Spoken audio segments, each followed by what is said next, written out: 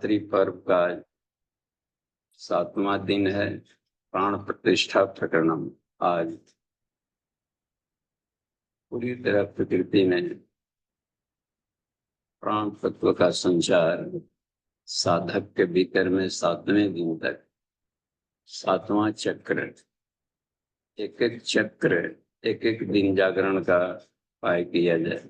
7वां चक्र में पूरा होता है 7 परिधियां। इस कंप्लीशन में प्राण संप्रेषण की बात। तो आज इस दिव्य कालखंड में हम समस्त देव शक्तियों को प्रणाम करेंगे, गुरु सत्ता को प्रणाम करेंगे गायत्री मंत्र से। ओम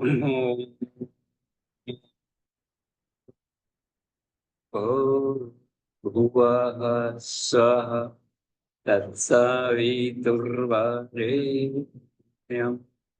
भर्गो देवस्य धीमहि धियो यो नः प्रचोदयात्। जी प्रणाम। क्रमशः हम लोग आगे बढ़ते हैं। श्रीमद् भागवत गीता चतुर्थ अध्याय श्लोक संख्या 21 से लेकर 30 तक आज हम लोग थोड़ा सा इस पर विचार मंथन करें। उसके आध्यात्मिक वैज्ञानिक पहलुओं को साधना के पृष्ठभूमि में हम लोग देखें। ठीक है, तो शुरू करते हैं। पहले हिंदी तो देखिए किरण दी है क्या स्क्रीन पर। पहले योग ऋषि द्वारा किए गए वांग्मय नंबर 31 का अध्याय दूसरा में है श्रीमद् भागवत गीता पद्यानुवाद। संस्कृत के साथ में पद्यानुवाद दिया है। उसमें देखें योग ऋषि ने पद्य शैली में क्या अर्थ दिया है 21वें से लेकर 30वें तक। ठीक है किरण दी, प्रणाम। उनको स्क्रीन पर लाई। जी बाबूजी प्रणाम, सभी को प्रणाम। श्लोक नंबर 21 से प्रारंभ कर रहे हैं। है जीत लिया तन मन जिसने, संपूर्ण परिग्रह को तज कर, होता ना पाप को प्राप्त कभी, करके वह दैविक कर्म सुखर। जो स्वतः प्राप्ति संतुष्ट और है द्वंद अतीत विमत्सर नर, बंधता ना कर्म करके भी वह समसिद्धि असिद्धि जिसे नरवर। यज्ञार्थ कर्म करते जो जन, होकर निर्भय आसक्तिहीन, संपूर्ण कर्म कटते उसके, वह मुक्त ब्रह्म में सदा लीन। है अर्पण ब्रह्म ब्रह्म हवि भी, ब्रह्म अग्नि ब्रह्म कर्तादि हुतम, उस ब्रह्म कर्म युत जन द्वारा, इसीलिए प्राप्य भी ब्रह्म शुभम। योगी जन अन्य किया करते हैं देव यज्ञ सम्यक प्रकार, करते हैं ब्रह्म अग्नि में हवि, मख को मख के द्वारा विचार। श्रोतादिक सभी इंद्रियों को कुछ संयम अग्नि हवन करते, कुछ इंद्रिय अग्नि में शब्दादिक विषयों को हवन हेतु धरते। संपूर्ण इंद्रियों की चेष्टा और प्राणों के व्यापारों को वे ज्ञान दीप्त योगानल में कर हवन न ध्याते औरों को।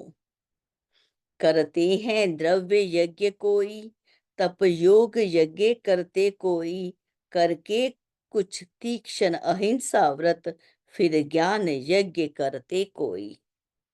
कुछ कर अपान को प्राण बीच, कुछ कर अपान में प्राण हवन, गति रोक अपान प्राण की, कुछ करते हैं प्राणायाम सुजन। करते प्राणों में प्राण हवन नियत हार, कुछ योगी जन, यज्ञों से नष्ट हुआ कलमश, जिनका वह यज्ञ विज्ञ है जन। जी बाबूजी प्रणाम।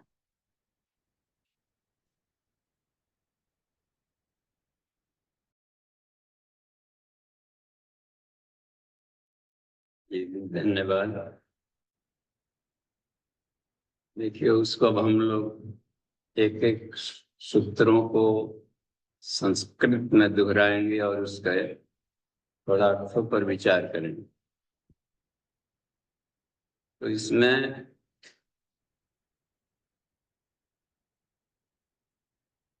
अब तक से पहले करी करते थे। हमेशा यह ध्यान में रखना चाहिए कि ये कौन सा अध्याय का शीर्षक क्या है, हेडिंग। इसका मतलब है कि उस पूरे के पूरे चैप्टर में उस शीर्षक के इर्द गिर्द ही पढ़े, केंद्र रहेगा शीर्षक। हर चैप्टर का जो शीर्षक होता है अंत में भी लिखा हुआ है, इसमें ज्ञान कर्म संन्यास योगो नाम चतुर्थ अध्याय। इसका मतलब है कि इस चैप्टर में ज्ञान कर्म संन्यास पर चर्चा की जाएगी। यह एक योग है और हर योग साधक को ईश्वर से जोड़ता है, जीव को शिवत्व में रूपांतरित करता है। तो गीता के 18वां अध्याय योग है। योग की और भी फैकल्टियां चलती थी, लेकिन यह योग अद्भुत अद्भुत है। गीता अमृतम, अमृत। साधक अपने मनोभूमि के आधार पर उन 18 योग में से किसी भी योग को अपना सकता है। सभी अपने आप में पूर्ण। मनोभूमि के आधार पर ही उपनिषद की संख्या बढ़े। ब्रह्म एक ही है, एको ब्रह्म द्वितीय नास्ते। तो साफ जाहिर है कि साधना का अंतिम टारगेट, सभी तरह की योग साधनाओं का अंतिम लक्ष्य क्या हो सकता है? आत्म साक्षात्कार, परमात्मा साक्षात्कार। बस आत्मा का साक्षात्कार, परमात्मा का साक्षात्कार। उस दिशा में हम कितना आगे बढ़े, इसकी आत्म समीक्षा साधक को प्रतिदिन करनी चाहिए। कल से आज बेटर होना चाहिए। कल की बातें गई पुरानी, हर दिन नया जन्म, हर रात नई मौत। भूल जाइए कल के घटनाक्रमों को, क्या हुआ बहुत पीछे, बहुत तेजी से प्रकृति भाग रही। हर दिन नए मनोभूमि कीजिए और श्रद्धा तत्व को अधिक से अधिक बढ़ाया जाए। श्रद्धया अग्नि समित, हमेशा जाने ईश्वर जब भी मिलेगा तो अपनी श्रद्धा के बल पर मिलेगा। श्रद्धया अग्नि समित। आत्म तत्व के प्रति, आध्यात्मिक प्रति, टारगेट के प्रति एनी हाउ, कबीर ने कहा शिष्य दिए जो गुरु में परब्रह्म का साक्षात्कार जो इसी जन्म में करा तत्पदम दर्शिता में न तस्मै श्री गुरुवे नमः। उस पद का, उस परम पद को, लास्ट डेस्टिनेशन को जो इसी जीवन में साक्षात्कार करा, उस गुरु का नमन। तो सभी तरह के योग साधनाओं का एक उद्देश्य। इस चौथे वाले में प्रकरण है ज्ञान कर्म संन्यास योग नाम चतुर्थ अध्याय। ज्ञान और कर्म का समन्वित प्रयोग आत्म साक्षात्कार, परमात्मा साक्षात्कार में हो सकता है। जैसे मुंडकोपनिषद में यह आती है बात, नायम आत्मा बलहीनेन लभ्यो न प्रमादात् तपसा वापि अलिंगात्। एतैर उपाय, यानी लिंगात तप करें, ज्ञान कर्म संन्यास का अभ्यास किया जाए, इसको लिंगात तप कहते हैं। ज्ञान युक्त, प्रैक्टिकल, यूं ही अटपटे मन से नहीं, अवेयरनेस है उस प्रैक्टिकल के प्रति, समग्र समर्पण उस प्रैक्टिकल के प्रति, जुनून, तत्परता, लगन, और उसमें प्राण शक्ति भी डाला जाए, तो करीब आ जाता। तीव्र संवेगाना आसन्ना। जो जितना ही अपने संवेग को एकाग्र करके भूल जाए शरीर मन संसार, सिर्फ आत्मा और परमात्मा के बीच में कोई टारगेट ना, देखिए कितना कमाल, बीच में कोई अवरोध न। जिन्होंने इस स्तर का रख, अथातो ब्रह्म जिज्ञासा सूत्र है पहला वाला वेदांत दर्शन का। अथ, अथ शब्द का योग ऋषि अलग भाष्य कर, पहले के भाष्यों में मिला अथ माने अब इसके बाद, जैसे बहुत सारे चैप्टर में अब इस पर चर्चा कर। योग ऋषि आचार्य श्री ने इसका भाष्य में लिखा है, अथ मीन्स सांसारिक थपेड़ों के बाद। सांसारिक थपेड़ों के बाद आदमी हर तरीके से ढूंढ ले और निसारता मिले हर जगह, तब देखते हैं कि एब्सोल्यूट ट्रूथ क्या है। इसके पहले वो जुनून, वो कंसंट्रेशन नहीं बनता, अथ की स्थिति नहीं आती। तो हमें अथ की स्थिति तक साधक को खुद पहुंचना होता है, खुद के मन चिंतन और प्रमादात भी नहीं, लेकिन अप्रमादात, प्रमाद नहीं। एक ही दिन साधना में परमात्मा कर झोंक में अपने आप, क्या हो तो जीवन रखकर ही क्या करें, शरीर ही फिर क्या हो, किस उद्देश्य के लिए जब आत्मा को ही नहीं जाने। और इसी के लिए शरीर और संसार मिला है, दोनों से, दोनों को झोंक दिया जाए। इसको कहते हैं, और झोंकने के लिए क्या बनता है, दोनों प्रोसेस अपनाएं, ज्ञान भी कर्म, theory practical, theory practical. Concept clear होगा तो प्रैक्टिकल बहुत ही शानदार, साइड इफेक्ट नहीं होगा, बिल्कुल हाथों हाथ रिजल्ट मिलता है। इसमें अब बता रहे हैं कि अब देखिए 21वां वाले को हम लोग उच्चारण करते हैं, निराश्य चित्तात्मा त्यक्त सर्व परिग्रह शारीरं केवलं कर्म कुर्वन्नाप्नोति किल्बिषम्। अब इसमें देखिए निराशी शब्द का प्रयोग किया गया, यानी हम एस्पेक्ट न रखें। एस्पेक्ट रखना हो तो अपने से रखें, ईश्वर के प्रति रखें। पदार्थ जगत हमें बहुत कुछ नहीं कर सकता, सबके लिए दौड़ रहा है, केवल हमारे लिए नहीं है कि हमारे लिए लाइफ टाइम खड़ा रहेगा, बहुत तेज गति से दौड़ रहा है। जब तक से अपने रास्ते से गुजरा उतने भर से हम संपर्क लिए, लाभ लिए, और बाकी अनासक्त प्रभाव से छोड़ते गए। लाइफ टाइम हमारे ही पास पदार्थ रहे, हमारी सेवा में लगा रहे, ऐसा ये वैज्ञानिक सिद्धांत नहीं है, ये संसार में नहीं चल सकता। त्यक्तेन, त्यक्तेन शब्द है, उपयोग के द्वारा सबके लिए छोड़ा गया, वहां से छोड़ा गया है। त्यक्तेन प्रोजेक्ट किया ब्रह्म ने, एक को हम बहुश्याम प्रोजेक्ट कर दिया प्रकृति को।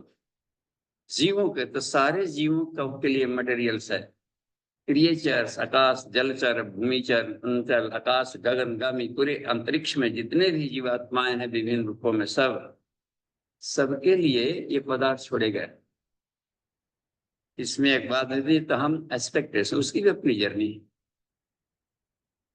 हर व्यक्ति की अपनी यात्रा होती है, अपना एक ही घर में जुड़वा जन्म लिए हो तो भी नो प्रॉब्लम, वो अगल बात है कि साथ है आकर। हर आत्मा स्वतंत्र है, उसकी अपनी अपने जन्म जन्मांतरों के क्रियाकलाप खान पान रहन सहन से एक आइडियोस्फीयर लेकर के आता है, उसी के आधार पर उसके ब्रह्मांड हो गए बनकर। तो आदमी के मस्तिष्क कभी नहीं मिलेंगे, उसके शरीर कभी नहीं मिलेंगे, क्योंकि ईश्वर का ही संकल्प है कि हम मिलने नहीं देंगे। एक को हम बहुश्याम, विभिन्नता, कहीं भी किसी का हूबहू डुप्लीकेशन नहीं है, अद्वितीय, यानी उसका द्वितीय फॉर्म कहीं नहीं मिलेगा। दूसरा इमेज, दूसरा व्यक्ति, दूसरा फॉर्म कहीं नहीं। एक बालू के कण में भी दो हैं तो अलग अलग, किसी के इलेक्ट्रॉन्स कहीं पहुंचे हैं कहीं पहुंचे हैं, मूवमेंट क्रम में। कोई कितना पुराना है, कोई ये बात है, कोई ये होगा, कोई ओल्ड एज में है। परमाणु भी अपने उम्र में रहते हैं, गतिशील है।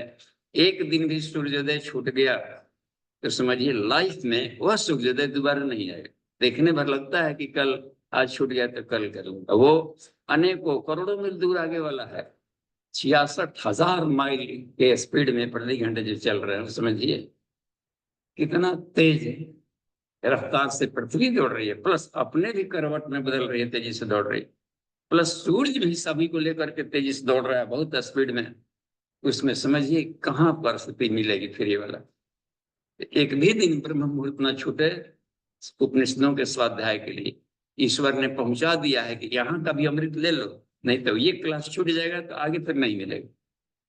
इतने तत्पर होकर ऋषि लोग सजग होकर के एक भी अवसर नहीं छोड़ते। अवसर चूक गया तो चूक गए, फिर वो वाला क्षण दोबारा नहीं आएगा, वो वाला फ्लो नहीं आएगा दोबारा।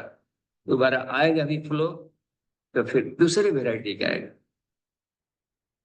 विचार का भी फ्लो चलते रहता है, श्रद्धा का फ्लो किसी ढंग से टूटा, अब दूसरी बार ढंग से जमाएंगे तो वो वाला नहीं आएगा, कुछ दूसरे वैरायटी का दूसरे ढंग का आएगा लाभ। ज्ञान का भी कहीं श्रृंखला टूट जाती, इसलिए कहा कि निरंतरता बनी रहनी चाहिए। तो हमें निराशी जो साधक हैं, निराशी माने निराश नहीं, डिसअपॉइंटेड का भी अर्थ निराशी होता है। अपेक्षा रहे, दूसरों से हम अपेक्षा करें उनके लिए हम काम, बस अपना काम है कि उनकी सेवा करके हम अपना ज्ञान बढ़ा सकते हैं। हमें तो सेल्फ इंडिपेंडेंट होना है। यही कहते हैं यत चित्तात्मा, निराशी है यत चित्तात्मा, यानी कि चित्त भी अपने नियंत्रण में हो। चित्त मैंने चार, केवल चित्त मैंने मन बुद्धि अहंकार छूट गया नहीं, वो कोई एक नाम ले लिया। कबीरदास ने केवल मन कह दिया, मन मन कबीरा मन निर्मल है, तो वहां मन यानी चारों उसमें शामिल है। किसी के यहाँ कार्ड भेज दिया और बारात में आ गया, एक भी व्यक्ति भेज दिया तो पूरा परिवार का प्रतिनिधित्व करके आया है वो। लक्ष्मी जी का जन्मदिन मन रहा था तो शिव जी का गया था निमंत्रण, और शिव जी कहीं और व्यवस्था में व्यस्त, अपने लड़के को भेज दीजिए। तो लक्ष्मी पूजा में गणेश पूजाते हैं, गणेश लक्ष्मी देख रहे हैं। तो चारों घटक में से ऐसा नहीं कि अब चित्त कह दिया तो वो बाकी भूल जाए। चित्त सबको सम्मिश्रण, मन प्लस बुद्धि प्लस अहंकार, तीनों का घोल बना दें तो चित्त कहलाएगा। इसी में सब रहेगा, सारे जन्म जन्मांतरों के ये हार्ड डिस्क है, इसी में संस्कार रहते हैं, सब रहता है चित्त में। इसका नियंत्रण मतलब होता है जो अपने चित्त शुद्ध है, शुद्ध चित्त निर्मल। तो निर्मल पानी चित्त है, चित्त मान पानी मानी, अब पानी शांत हो, चित्त वृत्ति का निरोध, यानी कि उसमें लहरें ना हो तो अपना तस्वीर दिखेगा। लहरों में नहीं तस्वीर दिखता है, खिलता डुलता है, कुछ का कुछ दिखेगा। तो इसमें रह गया है कि जिसका चित्त नियंत्रित हो, निरुद्धित हो, और देखिए त्यक्त सर्व परिग्रह, इसका मतलब है कि सांसारिक भौतिकता की जो ललक थी, ये जमा कर ले वो जमा कर ले लिखे, इसको कहते हैं इसमें महत्वाकांक्षाएं। जन्मदिन पर एक सूत्र दोहराते ना, मतलब महत्वाकांक्षा सीमितम करिष्ये, महत्वाकांक्षाओं को इकट्ठा करना। चलिए ना साधना में, अब इतना लाइव भी दे, ठहरिए ना, अभिनात्री का शादी होना बाकी, उसको भी देख ही लेते हैं। आ गया तो उसका भी एक लड़का हो जाएगा, अच्छा उसको भी कोई नहीं है संभालने वाला, उसका भी कर ले, जगह जमीन घट गया है कर ले। वो महत्वाकांक्षाओं बढ़ते जाएगी। जस जस सुरसा बदन बढ़ावा तासुद्ध गुण का प्रयोग दिया, अच्छा भी कर लेंगे, बढ़ा थक जाओगे, पार नहीं पा सकते। महत्वाकांक्षाओं को सुरसा कहा गया है। हनुमान जी ने भी प्रयास किया कि देख लेते हैं, देखे कि नहीं ये रास्ता सही है नहीं, मशक रूपी महत्वांशा सीमितम विधास्यामि, महत्वांशाओं को सीमित करे, विस्तार को समेटे, स्तर ऊंचा करे, ये साधना में करना हो। इसमें कहा गया है त्यक्त सर्व परिग्रह, जिम्मेदारियों को अपना ये करें जितना जल्दी हो सके भौतिकता में अपने को स्टेब्लिश कर ले तुरंत। और बाकी गुरुजी लिखते हैं कि जब पेट भरने की व्यवस्था हो गई तो सारा चीज झोंक देना चाहिए, आत्मा को जानना, सब कुछ झोंक दें। तो वो है, तो ये एक बात गई है। शारीरम केवलम कर्म है ना दूसरे वाली लाइन में, केवल शरीर कर्म के निर्वाह भर के लिए व्यवस्था में जुड़े। कुर्बन आपनोति, कुर्बन न आपनोति किलविषम, ऐसे साधक किलविषों कसाय कलमसों से लिप्त नहीं होते। ये एक बात है। अब देखिए, अब ये कर्म और अकर्म की जानकारी उधर लेते रहे अब तक से, किंग कर्म किंग कर्म, अब किंग विकर्म, विकर्म की पृष्ठभूमि अब बनने शुरू हो गई यहाँ पर, यानी कि आत्मानुसंधान के लिए किए जाने वाले सारे प्रैक्टिकल विकर्म में आते हैं। पहले था कि संसार में हमें कर्म करना था, ठीक है, कामना युक्त होकर करे, कर चाहे देव पूजन करते हैं कुछ भी, निष्काम कर्म करे तो यह कर्म के रिएक्शन नहीं होंगे, कहा कि यह अकर्म। तब कोई भी काम कर रहे हैं संसार में, जिम्मेदारियों का निहन, ड्यूटीफुलनेस करना ही करना है, इसमें खेती बाड़ी धरती को स्वर्ग बनाने की प्रक्रियाओं में चल रहे हैं। उस हालत में हमें कोशिश ये हो कि हमारे कर्म अकर्म के श्रेणी में आ जाए, कर्म के फल का बंधनकारी न बने। अब बता रहे हैं कि विकर्म को भी जाना, क्योंकि यहाँ पर अब आत्मिकी चल पड़ा, उधर था भौतिकी के कर्म थे, अब आत्मिकी की खेती करने वाला तरीका बता रहा है। यानी कि आत्म साधना के लिए किए जाने वाले सारे उपाय कर्म में आए, विशिष्ट में आते हैं। अब यहाँ पर देखिए, यह एक बात है, अपना अपनोति किल विषम। अगले क्रम में देखिए, यद अर्थ लाभ संतुष्टो द्वंद्वातीतो विमत्सरः समः सिद्धो असिद्धो च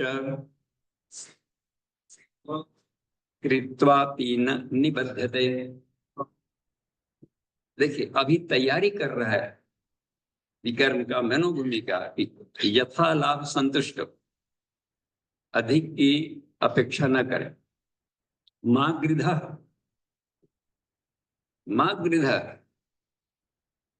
कस्य स्विधनम, ईशावास्यम इदम सर्वम, ये सब कुछ ईश्वर का खजाना है, ईश्वर का कारोबार है, हम तो उसके मुंशी वगैरह हुए, देखभाल करने, केयर टेकर में थोड़ा सा दे दिए कि जिम्मेवारी। बाल बच्चे भी ईश्वर की संपत्ति है, दिया कि दो चार का तू पालन पोषण कर ले, तुम्हारी पत्नी भी अपनी नहीं है, ईश्वर की संपत्ति है, थोड़े समय के लिए दिया कि देखो मिलजुल करके थोड़ा सा जीवन यात्रा में साथ बढ़ सकते हो, तत्ती ही चीजें नास्ती भारजा मित्र, फ्रेंडशिप कर लो। तो यहाँ पर कोई किसी का अधिकारत्व नहीं है, बस किसी की एक ही चीज के अधिकार में है, वो ईशावास्यमिदं सर्वम्, उसके अधिकार। इसलिए कि मां गृह कस्य स्वित्तनम, यह धन किसका है, कह कहते हैं सुख को, सुख स्वरूप परमात्मा को है, कस्मई, वह सुख स्वरूप परमात्मा का है, बस। कस्मई देवाय हविषाविनम, हिरण्य है ना, हिरण्य गर्भ, इसमें एक बात बनता है, हिरण्य गर्भ समर्थाग्रे भूत जाता पति सदाधार पृथ्वी, कस्मई देवाय हविषा जुमम। सभी हमारी क्रियाकलाप सिर्फ एक ही है, आत्म साधना में के लिए लगनी चाहिए। तो इसमें कह रहे कि समझ सिद्धे सिद्धो द्वंद्वातीतम, अंतर्द्वंद से जाए, हमें सभी तरह के द्वंद्व इसमें आता है ना, कि आत्मा किनको मिलता है, जो खड विकारों, खड भावों, खड उर्मियों से परे है, तो उर्मियों को द्वंद्व कहता है, खडूर्मियों, जैसे कि दो विरोधी, इसको ये कृष्णमूर्ति ने कहा कि जिसमें दोनों तरफ से जो भागने वाली किरणें हैं, दो विरोधी गतियों को एक साथ जो लेकर चलता, डबल एरो कॉन्शसनेस, इस शब्द का प्रयोग किया है।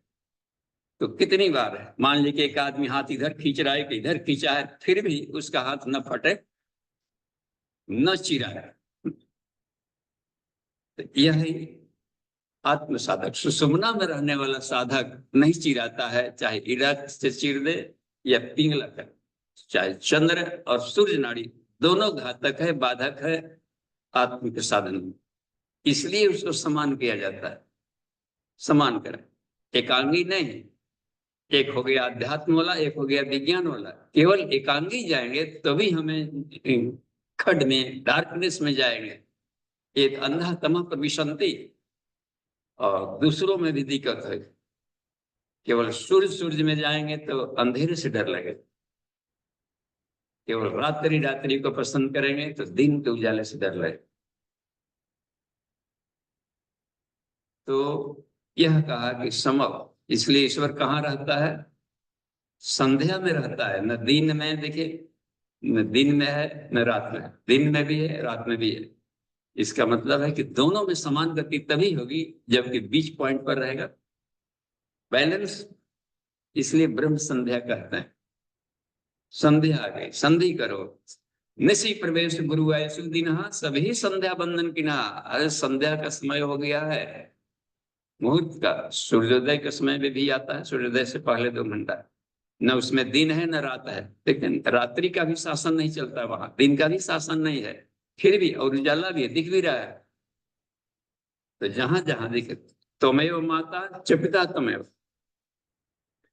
न केवल माता माता है न केवल पिता पिता है, दोनों के बीच में होता है ना हाइफन।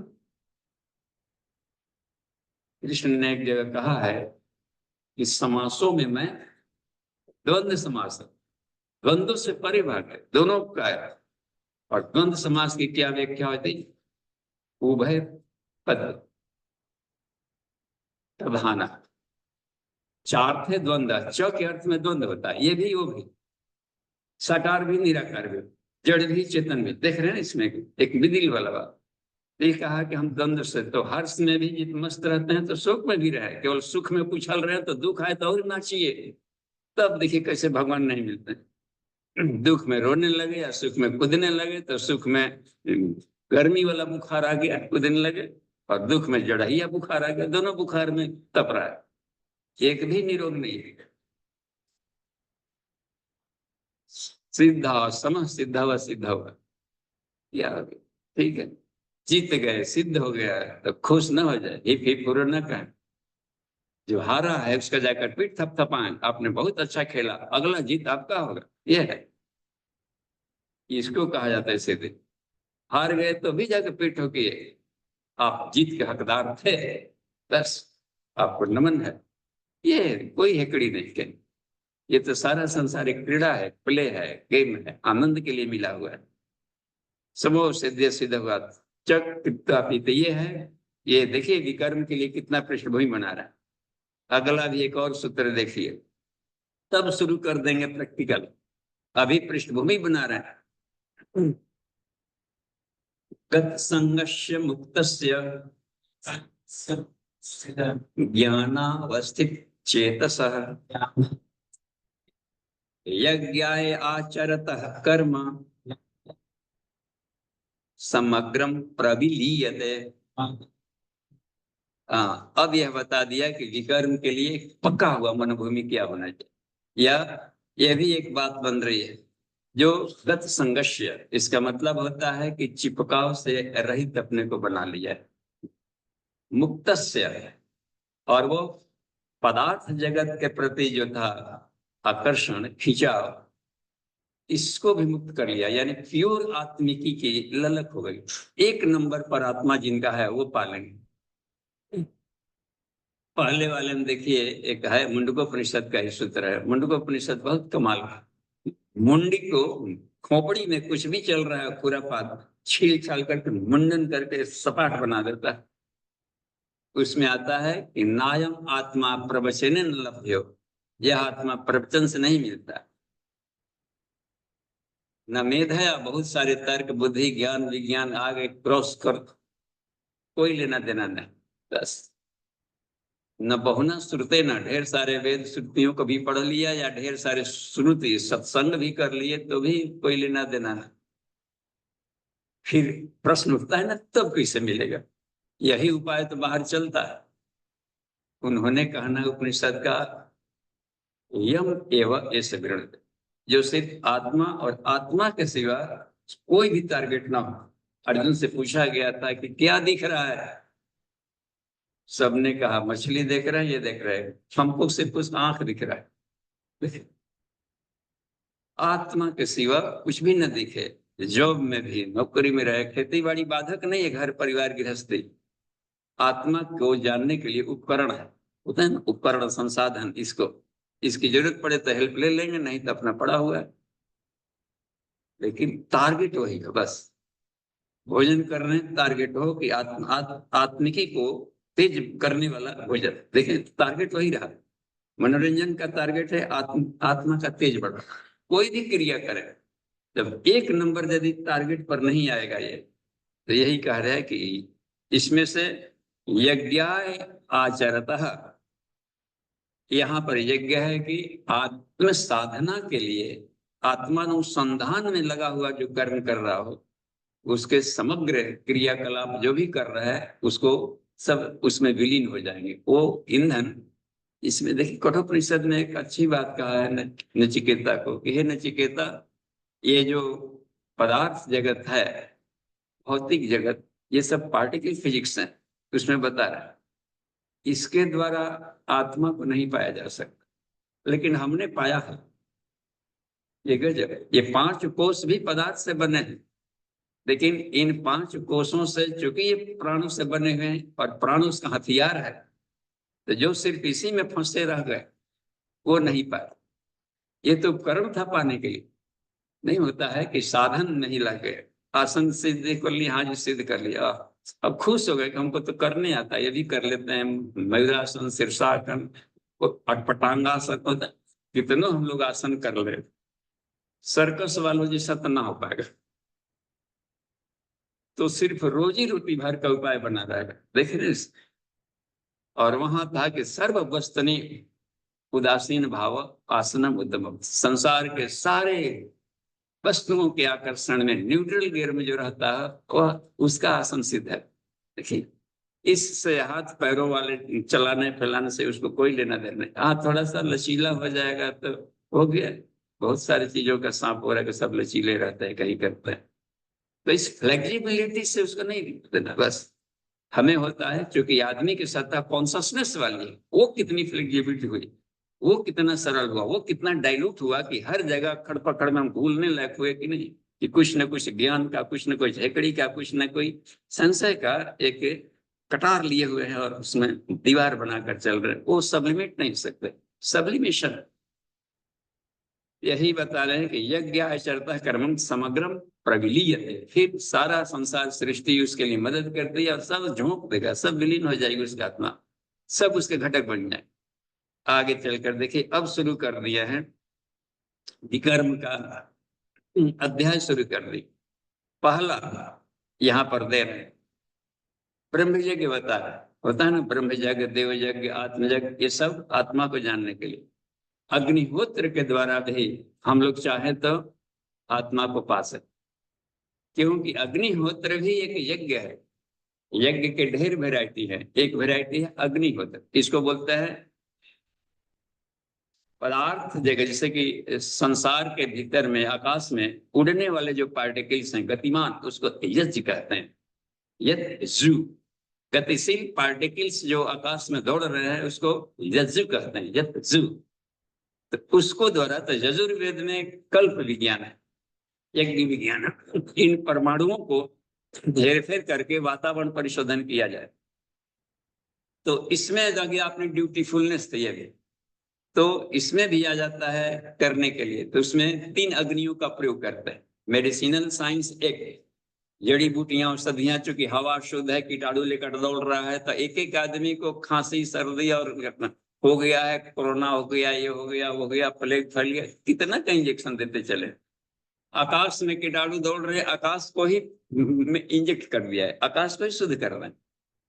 ऋषि लोग इसको करते हैं। इनका विचार खराब, पॉल्यूशन तलूषण शोषण वृत्ति हाय चित्कार आकाश में शुद्ध कर रहे हैं। आकाश में अलग अलग फ्रीक्वेंसी पर जैसे विचार दौड़ रहे हैं, तरंगे दौड़ती है आकाश में, तरह तरह के विचार। भोला भाला आदमी भी सोचने लगता है, जहां कहीं निगेटिव सोचे तो निगेटिव थॉट के एक पहाड़ आ जाता है। डिप्रेशन वाली बात गई तो डिप्रेशन वाले न जाने कितने विचार आकर के मार डालते हैं साधक को, सुसाइड करने से चल पड़ेगा। पॉजिटिव थॉट का जहां भी ट्यूनिंग की है तो पॉजिटिव विचार इतने आने लगते हैं कि लगता है कि संसार के सारे फेलियर्स लोग भले फेल हो जाए, सब ये टारगेट हमारे लिए इतना देखिए बुलंद हो जाएगा। तो यह क्या काम बन गई हौसले, आकाश में विचार। तो जो निगेटिव विचार हैं, जो उठा पटक के विचार, इसको बोलते हैं वैचारिक प्रदूषण। और वैचारिक पॉल्यूशंस को भी चाहे तो न्यूट्रलाइज किया जा सकता है। तो ऋषि लोग इसी को करते थे, अपने को स्टेप अप ट्रांसफार्मर बना लेते थे और आत्म साधना के द्वारा। और देखिए रेडियो स्टेशन आकाशवाणी होता है तो एक दो काम कर ले, एक तो सेंट्रल प्रसारण को लिया, क्षेत्र में फेंका, एक खुद का भी तैयार करता है और उसको भी फेंकता है। तो साधक हैं, खुद का भी स्वाध्याय करें, मनन चिंतन करें, रिसर्च करें और इस ज्ञान विज्ञान को भी फेंकें इस रिले स्टेशन से। और जो केंद्रीय प्रसारण है, सुपर कॉन्शसनेस वाला लेयर, अंतरिक्ष से ब्रह्मांडीय तरंगे आती है, उसको भी रिसीव करके जनहितार्थ यज्ञ इसमें आते हैं। तो ये भौतिक पदार्थों का भी यदि उपयोग कर रहे हो, मेडिसिनल साइंस, जड़ी बूटियों की औषधियों को वेपोराइज कर दिया है ना, इसमें एक विज्ञान। जैसे कुछ लोग जिनको विज्ञान पक्ष थोड़ा सा अभी अपरिपक्व है, कितना सामान जला के रख दिया, घी को, जड़ी बूटी को, गड़ी नारियल खाता आदमी तो खुद पुष्ट होता, आग में भस्म कर दे। यह क्या होता है, उनके लिए है जो सामान्य विज्ञान की स्थिति नहीं जानते कि ऊर्जा का नाश होता ही नहीं। ऐसे अब देखिए, सॉलिड से ठोस से द्रव शक्तिशाली है, द्रव से गैस शक्तिशाली है, गैस से प्लाज्मोटिक स्टेट शक्तिशाली हो गया। अब यहाँ पर हम देखते हैं, जैसे मिर्च को ले, मिर्च को अकेले खाया जाए, सॉलिड लिए खाया तो एक व्यक्ति को तीता लगेगा, सीसी करेगा, आंखों से भी आंसू आ सकते हैं, बिलायती मिर्चाई खा लिया है तो। अब उसको क्या करें, इसको पीस दें, उसी मिर्च को यदि पीस के और घर में सब्जी मसाला में डाल दें तो घर के सारे लोग अब सीसी करने लगे। एक ही था मिर्चाई, इतने लोगों को अब जा करके प्रभावित कर दिया। यानी कि ठोस से लिक्विड प्रभावी होता है, टैबलेट से इंजेक्शन देना पड़ेगा। एक ही बार में ब्लड में दे दिया तो देखिए कितना तेजी से शरीर में गया, पेट में गया, पचा न पचा, उल्टी कर दिया, कितने तो दवाई फाँक दे, उल्टी भी कर डाल दे। तो इसका मतलब है कि सॉल्युबिलिटी बढ़ रही है।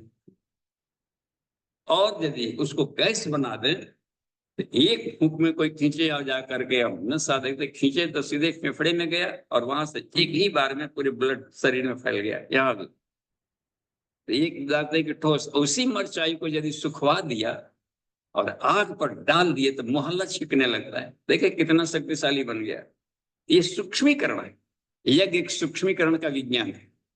तो इसमें वनौषधियों को लिया गया और डाला गया तो ये पूरी आकाश में जाकर के वनौषधियां घुल गई। एक बात तो इसको कहते हैं मेडिसिनल साइंस। दूसरा होता है अग्नि विज्ञान, इसमें एक टेम्परेचर रखा जाता है। हम देखा ब्रह्मचर्य में शुरू में गए तो उसके साइंस को समझने के लिए तो देखे कि यज्ञशाला में, यज्ञ कुंड में एक रड डाला हुआ था। तो हम जानना चाहे कि ये क्या है तो कहा कि थर्मोकपल है, टेम्परेचर मापक। तो इसलिए कहा जाता है कि धुआंतु कुंड में आहुतियां न डालें। जब लपटें उठती है तो उसका टेम्परेचर 400 से 500 डिग्री हो जाता है। उस अवस्था में यदि सूक्ष्म डस्ट पार्टिकल छोटे से डाले जाए वनस्पति, तो वो क्या करता है, इसको पिघला डालेगा। ठोस से द्रव, द्रव से गैस, गैस से प्लाज्मा स्टेट में चला जाएगा। प्लाज्मा नेचर के प्लाज्मा में है, उसमें एक और काम करता है टेम्परेचर विज्ञान के बाद में मंत्र विज्ञान। मंत्रों के द्वारा, इस प्लाज्मा के द्वारा करोड़ों मील दूर तक उसको फेंका जा सकता है। एक जगह बैठा हुआ ऋषि यज्ञ विज्ञान के द्वारा कहें, इसमें यज्ञ कर्म समुद्भव सह यज्ञ प्रजा सृष्टवा, ये प्योर साइंस। तब बता रहे हैं कि मान लीजिए कि हम लोग हवन करने जाते हैं यज्ञशाला में, तो मनोभूमि कैसा हो विकर्म का, एक तो कर्म हो गया, कितना ले गए हैं, आज जितना नारियल डाली है, कहते भी चले हम तो जग हो रहा था ना तो टीना घी दे दिया, ये भी एक है कामना युक्त होकर के। एक होता है कि इसमें डाल रहे हैं कि ये बात बन गई, अनासक्त भाव से कर्म करने का होता है। ईश्वर का काम है, ईश्वर के लिए हम कर रहे हैं, इतनी किया, तेरा तुझको अर्पण का भी भाव, ये भी एक भर है। ये बात माने कि तो वह क्या हो जाता है कि वो उनके लिए कर रहे हैं, सृष्टि कर्म के लिए कर रहे हैं, और तेरा तुझको अर्पण के भाव से कर रहे हैं, तो वहां पर देखिए वही कर्म अकर्म बन गया। और उसमें देखिए विकर्म कैसे उसको बनाया जाए। ब्रह्मार्प हम बोलते हैं, आप दोहराएंगे, ब्रह्मार्पणम ब्रह्म ब्रह्म,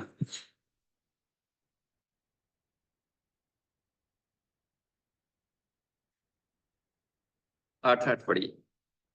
ब्रह्मार्पणम ब्रह्म हवि ब्रह्माग्नौ ब्रह्मणाहुतम,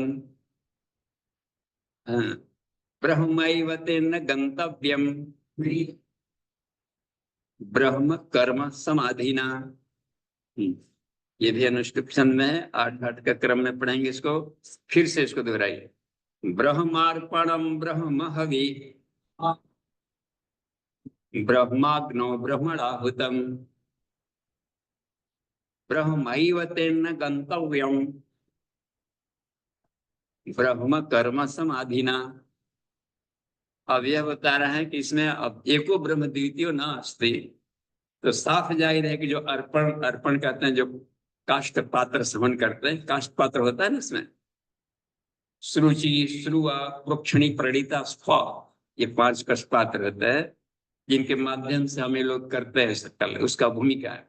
तो जब ब्रह्म सब जगह है तो श्रुचि भी वही होगा। इस मेंटेलिटी को देखिए कितना सेटल किया है।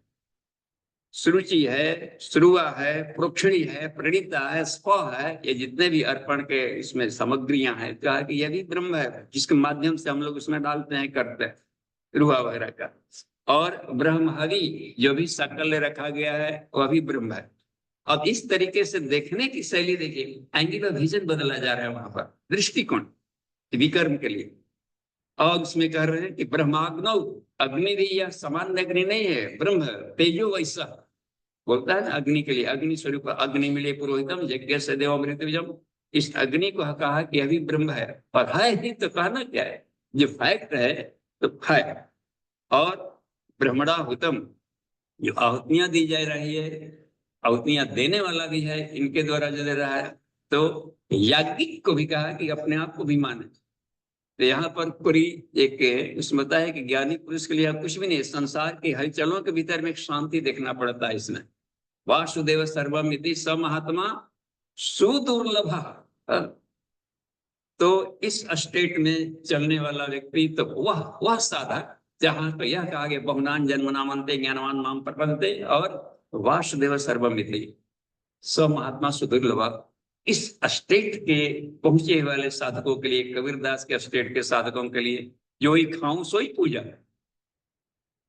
जब सोऊं तो करूं दंडवत, जो अद्वैत भाव में रह करके काम कर रहा हो, तो उसके सारे क्रियाकलाप विकर्म कहलाते हैं। स्पष्ट, कहीं भी इसमें संशय नहीं है। और जाकर देखिए, ब्रह्मैव तेन गंतव्यम, इसका मतलब है कि वह ब्रह्म को ही प्राप्त होगा। ब्रह्म कर्म समाधि नाम, यानी कि जो सहज समाधि में रह करके ब्रह्म कर्म में ही उसके हर क्रियाकलाप बहुत आनंद में है।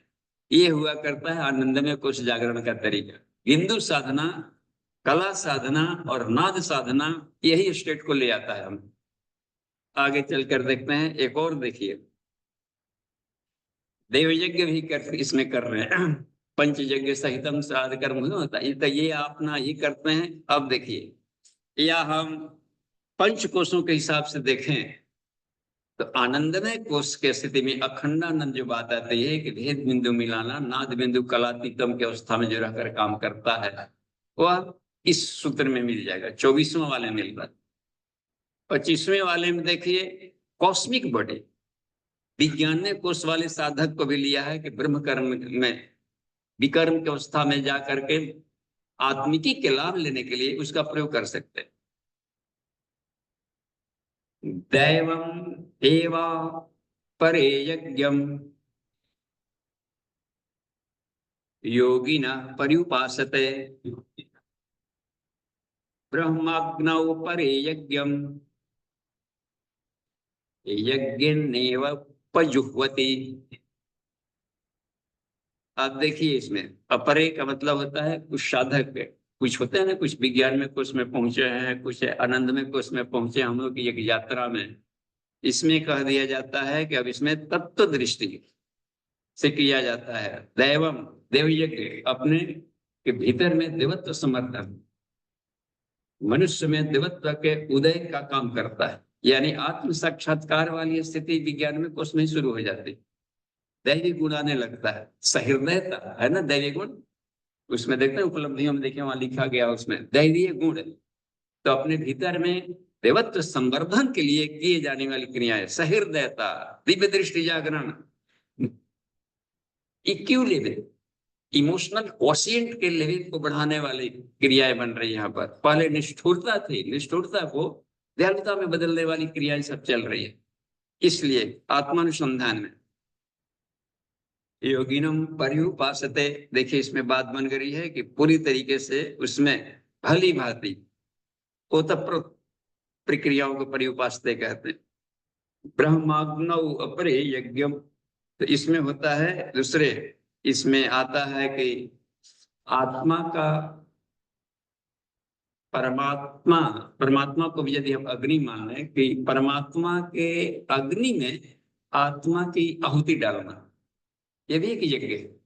ब्रह्माग्नौ, यहाँ पर अपरे यज्ञम यज्ञेन एवं पजुह्यति। अब देखिए इसके द्वारा है वो, इसको बोलते हैं आत्मयज्ञ।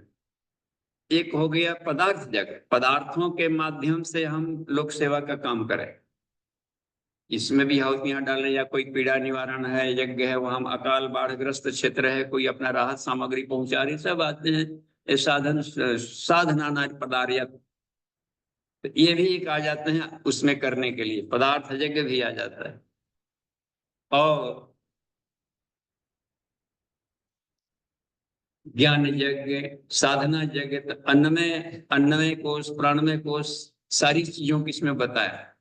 तो ये हुआ रहा है कि विज्ञान कोश वाला बता रहे हैं कि हम अपने आप को आत्मिक यज्ञ करें, आत्म साधना करें। और उसमें था ब्रह्म साधना, था ब्रह्माग्नो ब्रह्मभूतम, ब्रह्म मिलता था। इसमें है आत्म साधना, ब्रह्म ज्ञान परक, आत्मज्ञान परक, आत्मा की साधना, और आत्मा को परमात्मा से जोड़ने वाली प्रक्रिया भी सीखनी होती है। अगले क्रम बताते हैं कि जो और भी थोड़ा सा एक साधक होता है कि यदि मान लीजिए कभी मनोमय कोष में हो, तो यहाँ पर जाकर देखते हैं मनोमय कोष में ज्ञानेंद्रियां होती हैं और उसके मन के द्वारा उसका नियंत्रण करना पड़ता है, तन्मात्रा साधना करनी पड़ती है। इसमें देखिए क्या बता रहे, श्रोतादीनिन्द्रियाण्यन्ये संयमाग्नेषु जुह्वति शब्दादीनि विषयान्य इंद्रियाग्नेषु जुह्वति। देखिए पूरा का पूरा मनोमय कोश है कि नहीं, इसमें सीधे बता रहे हैं कि स्रोत आदि इंद्रियान अन्य है। स्रोत आदि का मतलब होता है कि अपने कान का, जिसको हम लोग न्यास क्रिया करते हैं, भद्रम करने की सूर्याम देवा भद्रम पश्येमाक्ष वीर्यजत्रा, कानों से भी कल्याणकारी सुनने का अभ्यास ये किया जा रहा है। तो ज्ञानेंद्रियों पर आत्मा मन का नियंत्रण किया जा रहा है यहाँ पर। तो ये एक साधना बन गई कि हम अपने आंखें तो हैं, देखेंगे स्त्री है पुरुष है जा रहा है, तो आइनिल विजन क्या रहा है, इसमें चलने के तो आंखें भी इसमें डालती है। इसी के द्वारा हम उसमें मान ले किसी आंखों में आंखें गई, दृष्टि गई, तो उसकी आंखों में सूर्य और चंद्रमा भी तो देख सकते थे। हम केवल आउटर लेयर में चमड़े में बात फंसे रह गए, तो अपना लेयर भीतर से जहां गया उतना ही प्रभावित होगा। यदि हम आत्मिक स्तर से देखें, उसके प्रतिभा भी देखे जा सकते थे, तो शरीर गायब हो जाएगा। उसके भीतर में यदि हम स्वभाव देख रहे हैं तो उसके प्रतिभाएं भी गायब हो जाएगी। और उसकी आत्मा देख रहे हैं तो सारे लेयर कोई मायने नहीं रखते, इतने ट्रांसपेरेंट हो गए। यहाँ पर एक बात होती है कि भद्रम पश्चिमाक्ष, भद्रम कर्णेयाम, देखिए कर्णे भी शिरडिया, कानों से हम कल्याणकारी सुने, आवाजें तो जा रही है, ध्वनि आ रही है, किन अर्थों में हमने लिया, वहां से गाली गलौज भी कोई फेंका तो हमने उसको फिल्टर करके, कोई वाक्य ही नहीं बोला होगा जी, गाली गलौज में बोला होगा तो कोई वाक्य बोला होगा, तो वाक्य पर त्राटक करे तो पता चल जाएगा कि शब्दों के मिल से वाक्य बनते। अब शब्द पर त्राटक करे, अक्षरों के मिल से शब्द बनते। अब अक्षर पर त्राटक करे तो ईश्वर के सिवा कुछ नहीं मिलेगा। और माने अविनाशी, क्षर माने उसमें होता है जिसका नाश न हो, अविनाशी तत्सिर वो ईश्वर है। यानी ईश्वर का फुहारा छोड़ा, हमको गाली सुना रहा है, इसका मतलब या तो हमारा कान खराब है, इसका खोपड़ी खराब है, कोई तो जरूर दोनों खराब है। तो सेल्फ को ही सुधार किया जाता है। यहाँ पर आप जाकर बातें देखते हैं, ये कर रहे हैं आत्म। और भी देखिए, शब्दादिनी विषय अनन्य, ये तन्मात्रा साधना हो रहा है। शब्दादिनी विषय अनन्य है ना, इसका मतलब है कि रूप रस गंध शब्द स्पर्श को इंद्रियों के द्वारा जो स्पर्श बन रहा है साथ में, उसका जो प्ले चल रहा है साथ में, वह ज्ञान के द्वारा जुड़ा हुआ। पता नहीं कि लिंगा तप सकर है, इसमें किसको बोलते हैं? प्रवृत्ति से निवृत्ति की ओर, दबा करके छोड़ करके नहीं, खाते हुए हम उससे वैराग्य का प्राप्त करें। जब तक से प्रैक्टिकल नहीं करेंगे उस विषय का तो उस पर पकड़ भी नहीं होगी। और ज्ञान युक्त प्रैक्टिकल करेंगे तो पकड़ आ जाएगी। यूं ही करेंगे, भूख बुद्धि से करेंगे तो प्रैक्टिकल भी नहीं आएगी, भूख भी नहीं पूरी होगी, और क्षरण होकर के रोगी भी बनेगा। ये होता है डिस्प्ले के यहाँ पर देख रहे थे। ये यज्ञ बता रहे हैं कि विकर्म हो जाएगा इस तरीके से और आत्मा को प्राप्त कराने में आ जाएगा। ये भोग विषय भी, ये विषय भी आत्मज्ञान दे सकता है। प्रसादम अधिगच्छति है ना, उसमें राग देशो युक्तस्तु विषयान इंद्रियशरण आत्म वैसे विधेयात्मा प्रसादम अधिगच्छति। विषयों में रमण करता हुआ योगी इस तरीके से आत्मा के प्रसाद को पा लेगा। ये वाले सूत्रों को देखिए यहाँ पर करना है कि मनोमय कोश का खेल है, तन्मात्रा साधना। आगे देखते हैं इंद्रियाग्नि सुजीवती। अब आइए हम थोड़ा सा इधर प्रवेश कर जाए। प्राणमय कोश में क्या होते हैं? प्राण और कर्मेंद्रियां, इसको अब बता रहे हैं। सर्व इंद्रियाणि कर्माणि प्राण कर्माणि चापरे आत्म संयम योगाग्नौ जुहवती ज्ञान दीपिते। इसमें अब जो प्राणमय कोश के कक्षा में है साधक, वो प्राणमय कोश की साधना को आत्मज्ञान प्राप्ति करने में झोंक दे, आत्मस्थिति पाने में। शक्ति बढ़ गई तो संसार में उसको उपभोग करने में न फंसे, उस शक्ति से आत्मिकी क्लास में एक कदम आगे बढ़े। यहाँ पर बता रहे हैं कि सर्व इंद्रियाणि कर्माणि, सभी इंद्रियों के कर्म यहाँ पर देख रहे हैं, क्रियाओं को और प्राणों की क्रियाओं को। व्यान है, धनंजय है, उदान है, देवदत्त है, इनके भी एक्शन होते होंगे। व्यान का कर्म होता है चेतन अचेतन सुपर चेतन मन को एकदम ये ईश्वरीय चेतना से भरना। धनंजय का कर्म होता है इस बॉडी सिस्टम पर और संसार पर अपना नियंत्रण रखना, ग्रोथ को बॉडी सिस्टम पर पूरा कमांड करता है, पिट्यूटरी वाला एरिया। ये सब प्राणों के लिए रहे। यहाँ पर बंद रहे उदान और देवदत्त। लाइफ में हर दिन प्रगति होनी चाहिए ज्वाइंट पर कहीं भी। और देवदत्त होता है जो सिद्धियों का प्रदाता है। तो हमारी साधना से सिद्धि का उपलब्धि मिलता है। प्रैक्टिकल करेंगे उपलब्धि मिलेगी तो श्रद्धा बढ़ेगी, और श्रद्धा बढ़ेगी तो सत्य को प्राप्त कर लेंगे। यहाँ पर आ जा रही है इसमें आत्म संयम प्राण कर्माणि चापरे आत्म संयम योगाग्नौ। आत्म संयम रूप एक और भी मिलता है, देखिए हमारे सत्संकल्प में मिलता है। आत्म संयम और नियमितता द्वारा आरोग्य की रक्षा करेंगे। आत्म संयम का मतलब एक तो और भी संयम है 4 प्रकार का, वो अलग है। विचार संयम, समय संयम, इसको जीवन का भिन्न उसमें है ना, इससे करते रहेंगे, वो अलग वाक्य है। सत्संकल्प पाठ में उसके लिए अलग है सूत्र। वो आत्म संयम में कुछ और आएगा। संयम में पतंजल वाला सूत्र वाला संयम यहाँ पर लगेगा। पतंजल ने किया क्या है? ध्यान, इसमें धारणा ध्यान समाधि त्रयम एकत्र संयम। तो आत्मा टारगेट रहा हो और अपने सारे के सारे इंद्रियों की आहुति डाल रहे हो, सारी आहुतियां डाल रहे हैं उसमें। यहाँ पर आत्म संयम योगाग्नौ, आपकी धारणा, आपका ध्यान, आपका समाधि, आत्मा को कॉन्सेंट्रेट करके जब इसमें आप डाल रहे हैं, आहुतियां पढ़ रहे हो, इसको बोलते हैं आत्म संयम। उसमें है ना आकाश में संयम करने से सिद्धि मिल जाती है। यानी धारणा ध्यान समाधि तीनों को मिला देना है, उस बिंदु पर फोकस करके और गहराई तक ले जाना है। यहाँ पर बता रहे हैं आत्म संयम योगात्मो जुह्वति ज्ञान दीपिते। ये एक बात बन गई है कि वो आत्मज्ञान के अग्नि को प्राप्त कर लेते हैं। और समय आ गया है, दो और सूत्र देख लें। एक और है 28वां, देखिए साथ साथ दोहराएं। द्रव्य यज्ञ तपो यज्ञ योग यज्ञ तथा परे स्वाध्याय ज्ञान यज्ञस्य यतः संसित व्रतः। अब देखिए एक बहिरंग वाली भी साधना होती है, अंतरंग अन्नमय कोष में भी कर सकते हैं। द्रव्य वगैरह बाहर की विभूतियां अपने संसाधनों के द्वारा लगाना होता है ना, अपने अपने पद प्रतिभा समय का सुनिजन करें, धन का एक अंश नियमित रूप से समाज को लगाते रहेंगे। आ रहा है कि इसमें द्रव्य यज्ञ, द्रव्य यज्ञ तपो यज्ञ, अन्नमय कोष में तप है ना, तपस्या आसन उपवास तत्सुधि तपस्या, ये सभी आ रहा है। योग यज्ञ तथा परे, साधना भी तप है उसमें। स्वाध्याय ज्ञान यज्ञ अर्जन तप भी इसमें स्वाध्याय ब्रह्मचर्य, सारा का सारा अन्नमय कोष की साधना दी गई है। पूरा का पूरा पंचकोश का इसमें प्रशिक्षण दे रहे हैं। काहे के लिए? आत्मा के साक्षात्कार के लिए। और ज्ञान युक्त करो, अटपटे मन से नहीं, उसमें हमेशा भी अवेयरनेस के साथ सजगता के साथ करें। तो युग ऋषि ने कहा है कि 10 वर्ष काफी है आत्मा को पाने के लिए, ईश्वर को पाने के लिए। सिर्फ 1 घंटा ईमानदारी से कोई स्वाध्याय करे और 1 घंटा ईमानदारी से प्रैक्टिकल करे तो 10 वर्ष बहुत काफी है, 2 घंटा लगा देते। और बाकी जीवन को अपने शानदार इसका एप्लीकेशन करिए, दिन भर प्रैक्टिकल इसको करते चले, चीज करे। तो स्वाध्याय को भी कहा गया है।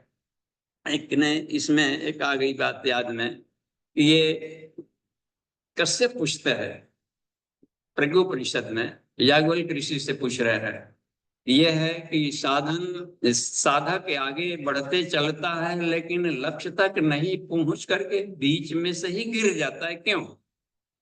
बहुत लोग चले ना जी, कुछ पहली कक्षा तक पढ़ रहे हैं, बनेंगे ये बनेंगे वो बनेंगे, कुछ मैट्रिक तक छोड़ दिया, कुछ कॉलेज में जाकर छोड़ दिया, कुछ हो जाकर गिर गया। टारगेट लेकर चला था, बीच में आ गए। आत्मा को भी पाने के लिए साधक चलता है बीच में। तो उन्होंने कहा कि मानवाओं को ये होगा यह त्रुटि रेशा मौलिकी, इसलिए कहा कि साधक ने साधना से जो सिद्धियां मिल रही है उसको अगली कक्षा में जाने के बदले उसका उपयोग करने लगता है, इधर भुनाने लगता है। यह मौलिक भूल कर, इस मौलिक भूल से कैसे बचे? अगला प्रश्न आएगा नहीं सब, ये भूल ना हो, इससे बचे कैसे? तो हम इसका अगला उपाय बता रहे हैं कि इसमें स्वाध्याय च सत्संग, स्वाध्याय यज्ञ यहाँ दे रहे हैं इसमें करने का। स्वाध्याय च सत्संग बाह्य साधन जो मुने, जो बाहर से दिखने वाला है उपाय, स्वाध्याय करें और सत्संग करें। सत्संग से क्या होता है कि आत्मा के भीतर में जुनून इतना तेज हो जाता है, ब्रिलियंट, एकदम चल पड़ेगा। देवर्षि नारद ने इनको रत्नाकर डाकू को ऐसा कुछ स्वाध्याय का आग दे दिया कि मिर्च की तरह बौखला गया और बिल्कुल जाकर के यूटर्न लेकर के इतना आगे बढ़ गया कि सारे ऋषियों को फिर ब्रह्मर्षि बन गया। देखिए तो कहां पर चांडाल कुल उत्पन्न कितना आगे बढ़ गया। इसको बोलते हैं संसित व्रता, झोंक देगा अपने आप को। कल का होदू छात्र जब बनना शुरू होगा ना तो सबसे तेज बनकर दिखा देगा। बोपदेव वैसा ही थे, क्लास में वैयाकरण बन गया, पूरे विश्व का शानदार व्यक्ति बन गया। ये संसित व्रता बनती है सत्संग से। देखिए कितनों का है। तो जब तक से एक्सपर्ट लोगों के साथ दोस्ती नहीं करेंगे उसमें उससे बेस्ट फ्रेंड बनिए जो एकदम जान झोंक दे, जिन्होंने इस पर कमांड किया हो तो आपके लिए सरल करके बता देगा। और जहां पर श्रद्धा की कमी हुई तो ऑटोमेटिक ही वो करंट नहीं आ पाता है। तो इसमें एक रह गई बात में कि सत्संग आत्मिकी का प्रस्फुटीकरण एकाकी भी हो सकता है। और बुद्धदेव ने देखा था कि अब सत्संग के लिए कोई जरूरी कि व्यक्ति ही करे, वस्तुओं से भी कहीं से भी है। ईश्वर हर जगह घुला हुआ है, गुरु तत्व हर जगह घुला रहता है, भीतर भी घुला है। हमारी जरूरत पड़ती है कि ये स्वाध्याय करें, स्वस्थ आत्मिकी के द्वारा उसको देखे और जांचने का कोशिश करें। उसमें आत्मा से आत्मा का खेल खेलना शुरू कर देंगे तो वो अग्नि जल्दी बन जाते। स्वस्थ अध्ययनम स्वयं अध्ययनम, अपने आप की हम समीक्षा करते जाए, हर एक वाक्य और गीता पढ़ रहे हैं, इसमें हम कहाँ खड़े हैं और कितनी गैपिंग है। उस दूरी को पाटने के लिए अपने रूटीन में रहते हुए हम क्या कर सकते हैं। एक तो ये चलता रहे और खुद प्रैक्टिकल करें, स्वयं अध्ययनम। उन्होंने अपने प्रैक्टिकल से अपना बनाया, हम करके देखें तो हमारी मनोभूमि के अनुसार कुछ नया ही रिजल्ट आएगा और वो अपनी पूंजी होगी। ये अनुभव के द्वारा ट्रेवलर चेक की तरह आगे जाती है। यही कह रहे हैं कि स्वाध्याय को भी यज्ञ कहा गया, देखिए। और ज्ञान यज्ञ है इसमें आकर के, यत संसित व्रता। तो एक तो ये हो गया हमें, तो ज्ञान यज्ञ में आ गया इसमें स्वाध्याय सत्संग, और उसमें एक और एकांतम चिंतनम चापी है ना, मननम प्रथम स्तफा। मनन चिंतन, स्वाध्याय सत्संग बहिरंग, मनन चिंतन नहीं दिख रहा है। बैल को देखे होंगे खा लेता है, तो वो खाने के बाद भी क्या तो करता है, किनारे बैठकर और जुगाली करता है, पाप मुंह। बाहर वाला तो दिख रहा था कि खा रहा था, वो कोस रहा था, अपने ढंग के खा रहा था, लेकिन किनारे जाके क्या कर रहा था वो, क्या तो बाबुर कर रहा था भीतर। ये करने पर भीतर ही मनन चिंतन वहां पर बन रहा है ज्ञान जगत में। राम को भी वशिष्ठ बता रहे थे, जो वशिष्ठ में बता रहे हैं कि राम उसमें 4 उपाय से तुपा सकते हो, देह और इंद्रियों पर नियंत्रण, एक आया से बात, दूसरा स्वाध्याय, और तीसरा मनन चिंतन, और चौथा है गुरु कृपा। बस गुरु कृपा मस्ट है, वो भी उतना ही घटक है, और गुरु का काम करने से उसकी कृपा होती है। और गुरु का काम करेंगे तो गुरु प्रसन्न होंगे, प्रसन्न होंगे तो साधक की क्या इच्छा है उसको देंगे, और बिना मांगे देंगे, बस मुंह भी खोलनी नहीं पड़ती। आगे चलकर देखते हैं, एक और सूत्र हम लोग देख लें। यही सूत्र आज का अंतिम है और सबसे कमाल का है। अपाने जुह्वति प्राणम, प्राणे अपानम तथा परे, प्राणापान गतिरुद्ध्वा प्राणायाम परायणाः अपरे नियताहाराः प्राणान् प्राणेषु जुह्वति सर्वे पीयते यज्ञविदो सर्वेप्यते यज्ञविदो यज्ञ क्षपित कल्मषः। अब देखिए, अपाने जुह्वति प्राणे, प्रतिदिन हम लोग का जो प्रैक्टिकल चल रहा है, तो मालूम है कि अपान का स्थान कहाँ पर होता है, नीचे मूलाधार में, और प्राण का है सहस्रार में। प्राण की गति पल रही है हृदय से लेकर ऊपर वाला एरिया में, हृदय में गया, वायु के माध्यम से भी ले तो यूटर लेकर चला जाता है, उसका अपना ही रेंज है, नहीं होता है थाना का यहाँ तक का रेंज ये है, आपके थाना में आप जाने।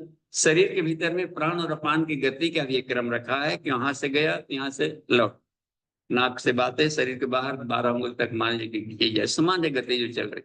अपान का चल रहा है नीचे से लेकर के मूलाधार तक का एरिया गति यहाँ पर। अब यहाँ पे इससे ऊपर सब कोल्ड एरिया शुरू हो जाता है। तो यदि हम शक्ति चालनी मुद्रा में मूलाधार में कर रहे हो, तो जो कॉन्ट्रैक्शन करते हैं इसका मतलब है कि अपान को हम क्षरण को रोक लिया नीचे। अब प्राण की आहुति डाल रहे हैं, मेडिटेशन के माध्यम से वहां पर पहुंच रहे हैं, तरंगे ले जाकर के, और उसका शुरू कर देते हैं, उसके पंखुड़ियों को खोलना, जगाना, संकुचन प्रोसेस से वहां पर देखिए। तो प्राण की आहुति डाले कहाँ, अपान में, क्लियर। क्योंकि अपान का रेंज था, ये गया है उधर, उसके फील्ड में कहीं जाएंगे तो कहेंगे कि उनके घर हम जा रहे हैं, अपान में प्राण की आहुति डाल रहा है। तो मूलाधार चक्र जगेगा, स्वादिष्ठान चक्र जगेगा, आपका मणिपुर चक्र जगेगा। संसार पर एक तरीके से कमाल का होता है, याद है, स्थूल शरीर पूरा आपका साथ में बन जाता है, स्थूल शरीर ही अपान बनता है। अगला देखिए, अब प्राण का एरिया शुरू हो गया, तो अब ये जा रहा है दूसरे के रेंज में, अपान जा रहा है प्राण में, तो प्राण अपान जुह्य, यहां तक जब जाएंगे तो अपनी ऊर्जा को भी झोंक देगा कि हम रह करके क्या करेंगे, आप ही के लिए बने हैं। हमारा सारा कर्मेंद्रिया ज्ञानेन्द्रिया ये बनती है मणिपुर से, और तन्मात्राएं बने हुए हैं स्वादिष्ठान से, और कर्मेंद्रिया बने हुए से, और प्राण बनता है मूलाधार से। ये सब झोंक देते हैं कि आप ही की वस्तु है, आप में हम समर्पण कर रहे हैं, झोंकना। यह बात बनती कि कुंडल न्याम हे शिवे सहस्रार उपरी बिंदो, सहस्रार उपरी बिंदो कुंडलन्या मिलने शिवे मैथुनम दिव्यम शयनम योगिना पट्टकीर्ता। यह दिव्य मैथुनिक प्रक्रिया है। एक दूसरे में आहुतियां डालना एक मैथुनिक प्रक्रिया कहलाता है, और यह योगियों के लिए दिव्य मैथुन है। यहाँ पर एक बात बना रही है कि प्राण में स्पष्ट हुआ, बिल्कुल स्पष्ट है, कहीं संशय नहीं। उनको संशय हो सकता है जो पंचकोशों की साधना नहीं करते। आगे भी देख रहे, प्राणापान गति रुद्वा, जब भीतर खींचे थे, कुंभक लगा लिए थे, तब क्या कर रहे थे? शक्ति चालनी करके विनियोग कर रहे थे, पंपिंग कर रहे थे, शरीर में भर रहे थे प्राणों को। प्राण का आकर्षण, प्राण का संधारण और प्राण का विनियोग, यही करते। प्राण और अपान की गति को अवरुद्धित करके, यानी कुंभक में जा करके महाबंध लगा करके यहाँ पर वे अवरुद्धवा प्राणायाम प्राणा अपने प्राण शक्ति को बढ़ा रहा था इसमें। अपरे नियताहारा, नियताहारा का मतलब होता है कि इसमें डाइटरी सप्लीमेंट को भी सही रखा जाता है। भोजन बहुत मस्त है, किस तरीके के भोजन लिया जा रहा है करने में।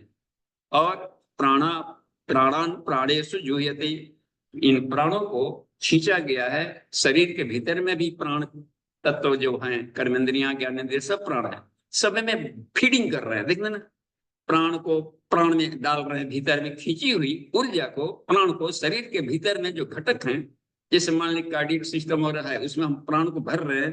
प्राणान प्राणेषु जुह्यते सर्वे अपि एते यज्ञ विदो यज्ञ क्षपित कल्मषा। इस तरह के सभी योगी आत्मा पर परे हुए आवरण के कल्मषों को जला डालते हैं। आज की कक्षा में इतना ही है, 30 तक। प्रश्नोत्तरी में हम लोग आते हैं।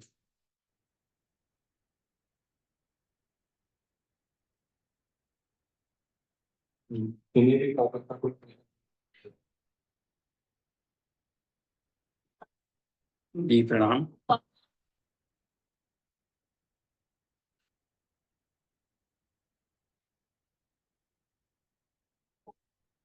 विरोध साधक का पुरस्कार है। उपहास, विरोध, साधक का पुरस्कार है। हाँ, अब पता चलेगा कि साधक में कितना दम है।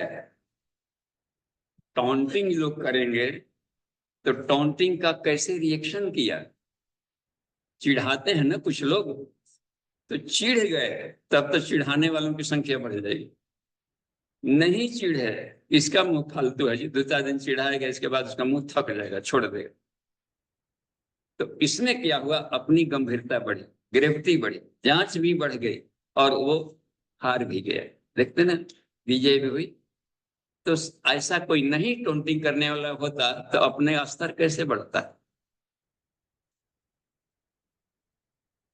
अब शब्द तन्मात्रा हुआ, उपहास हुआ तो शब्द तन्मात्रा हुआ, और साथ में उसके चेहरे भी आपने देख लिया कि कैसे हंस रहा है, कैसे कनखी मार रहा है, हंस भी रहा है। टॉन्टिंग हो सकता है कि मध्यमा वाणी का भी प्रयोग कर डाला है। मान लीजिए कि कोई एक आंख का गलती से फूट गया है, अब दुश्मन पक्ष है, ईर्षा देश में जलने वाला, तब जाकर के मुट्ठी ही मार देगा, प्रणाम महात्मा जी कर देगा, एक आंख से मार कर। अब समझिए कितना भाला मार के चला गया वो, खुश रहने वाला। आंखें भी देखी है, उसका हाव भाव, ये मध्यमा वाणी होता है, हाव भाव। और जो शब्द बोला है, उस शब्द में जहर था उसका, देखिए विष उगल करके चल दिया। तो ये शब्द साधना और रूप साधना, ये सब तन्मात्राओं का खेल है यहाँ पर। तो ऐसा ही ना मिले तो अपना को प्रैक्टिकल का अवसर नहीं मिले तो क्या है। तो साधक तो बड़ा खुश होता है कि कहाँ जाते ऐसा आवाज ढूंढने मिल गया। हम ही उस समय 81-82 की बात है, 1900, तो पीले वर्दी में थे, अब धर्मदंड लेकर के गुरु जी के खूब जिन्होंने अपना काम कर रहे हैं, चल रहे हैं। युवा स्थिति थी, 28 वर्ष का उम्र, उसमें 28-30 वर्ष के आसपास के जब थे, तो उसमें एक ने, नवयुवक लोग जब चले जाएं बैरागियों के ड्रेस में, तो सामने वाला तो कुछ न कुछ कमेंट करेगा। पान के दुकान पर पान खा करके लाल किया होता जो दांत मुंह, कमेंट पास किया, उपहास वाली जो बात बोल रहे, मन्नत रंगाए रंगाए जोगी कपड़ा। हम समझ गए कि गुरुदेव इसके मुंह में घुस गए। ये नहीं बोल रहा है, गुरुजी आपके इसके मुंह से बोल करके पुरस्कार दे रहे हैं। ये देखने के लिए कि तन्मात्रा पका कि नहीं, हम कुछ नहीं बोले और सोचने चले गए कि फैक्ट है, जितना रंगाना चाहिए था उतना भी नहीं रंगा। जब तक से आत्मा को नहीं पा लिया, लाली देखन मैं गई मैं भी हो गई लाल, तब तक से कहा जाएगा कभी रंगे नहीं पूरा। हमने कुछ रिएक्ट नहीं किया और साधना को और गहराई दे दी और इसको थैंक यू बोला कि गुरुदेव धन्यवाद। तो हम देखे क्या कि एक सप्ताह के भीतर में ही वह लड़का करके माफी मांग रहा था कि आप ही ओरिजिनल वाला है। हाँ, और बहुत हमारे सेवक बन गया फिर जाकर, कुछ भी रिएक्ट मत करे, बस आनंद आ जाता है, उपहार मिला कि ना मिले तो हम लोग उसका हो जाता है, वो दिया तो रिएक्ट, वो उसका ये भी एक काटना ही हुआ, दुश्मन को काटो आध्यात्मिक तरीके से। तो यही होता है उपहास और अपमान भी जहां पर मिला तो इसका मतलब होता है केवल हम मान ही ना खोजे। अच्छा, भजन गाने वालों के लिए भजन ढपली में है ना, एक प्रज्ञा गीत है, मिले मान अपमान पथ में तुम्हारे और लगे सब परम प्रिय। अपमान मिल रहा है तो परम प्रिय क्यों नहीं लगा? खाली मंच पर गीतवा गाने में लग रहा था कि बढ़िया है, तो कसौटी पर कसेंगे तो आप ही ना कह रहे थे मंच पर गा रहे कि हे गायत्री माता हमको मिले मान अपमान, और गायत्री माता पुरस्कार दे दी तो खल पड़े। जो मांगेंगे वो मिलेगा, जो जो शरण तुम्हारे मन वांछित फल पाए। आप मन वांछित बोल ही रहे थे, गीतों गा रहे थे कि मिले मान अपमान पथ में तुम्हारे लगे सब परम प्रिय, तो परम प्रिय लगना चाहिए था। क्लियर हो रहा है ना बात? चलिए, आत्म साधना के सिवा कुछ बहुत आनंद है साधना में, हम कूद पड़े, इससे बढ़िया कोई गेम नहीं है न खेल। साधना साधना का आओ खेल खेलते हैं, टॉप प्रायोरिटी पर रखा है इसमें। आप सप्त आंदोलन में है ना, पहला वाला साधना आंदोलन। और कोई से कहीं से प्रश्न है तो एक है क्या? चैटिंग में कुछ आया है नितिन जी? ये सब हुए क्या क्या क्या है और क्या अद्वैत से अद्वैत को पाया जा सकता हाँ, इसलिए कि यहाँ पर दो की सत्ता नहीं है। अज्ञानता के चलते, उसके व्यवहार के चलते, रूप के चलते हम भ्रम में पड़कर दो कह देते हैं, जड़ और चेतन। मुख्य यही प्रमाण है, दोनों का व्यवहार भी अलग अलग है। चेतनशील प्राणी है कोई, उछलता है बोलता है, और जड़ है नहीं चलता है नहीं बोलता है, तो उसको हम जड़ कहीं का ऐसे कह दिए, रिएक्ट करेगा। अब देखिए, जड़ नहीं है वो, हम लोगों से बड़ा महात्मा है जिसको हम पर्वत कह देते हैं। पर्वता ध्यायंती उपनिषद में है, छांदोग्य में आता है कि पर्वता ध्यायंती, पर्वत भी ध्यान करते हैं। और इतने बड़े प्रोफेसर हैं कि पर्वतासन आपको कौन सिखाया? पर्वत ने सिखाया है ना। सूर्य नमस्कार में पर्वतासन आता है, तो मौन रहते हुए पढ़ा रहा है, लोगों को इतना दे रहा है। पर्वत देवता की देखिए पूजा कर रहे हैं, मैंने पर्वत देखिए स्पर्श किया, उन्होंने कहा कि जाओ तुम करने का।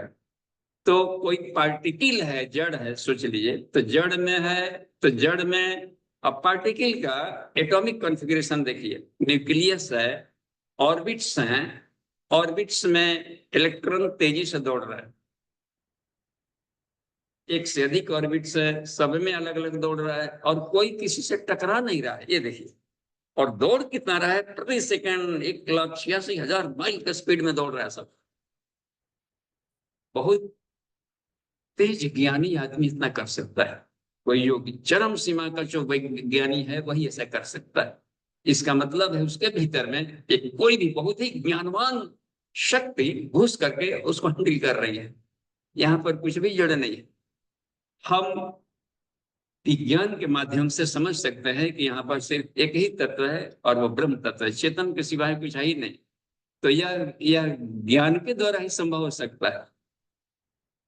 तो यही साबित, ईश्वर को सर्वव्यापी मानकर उसके अनुशासन को स्वीकार करेंगे। और जब सर्वव्यापी शब्द बोल दिए तो फिर यहाँ पर द्वैत कहाँ रहा, दो कहाँ रहा? कोई जगह ही नहीं बचा। सर्व में अब क्या बच रहा है? यहाँ पर गॉड इज ओमनी प्रेजेंट बोल रहे हैं, तो फिर दूसरी सत्ता कहाँ रह गई? तो फिर हे राम विकार में ब्रह्म को देखो, जब एकांगी हो गया ब्रह्म तो फिर विकार में कौन है? अच्छा ठीक है, विकार में ब्रह्म नहीं है तो ठीक, हम तो जानबूझकर विकार की पूजा करेंगे, क्योंकि अब ब्रह्म से भी शक्तिशाली है कि अपने यहाँ नहीं आने दे रहा, देखना ना ये। तो वहां पर कह रहा है कि दूसरी की सत्ता नहीं।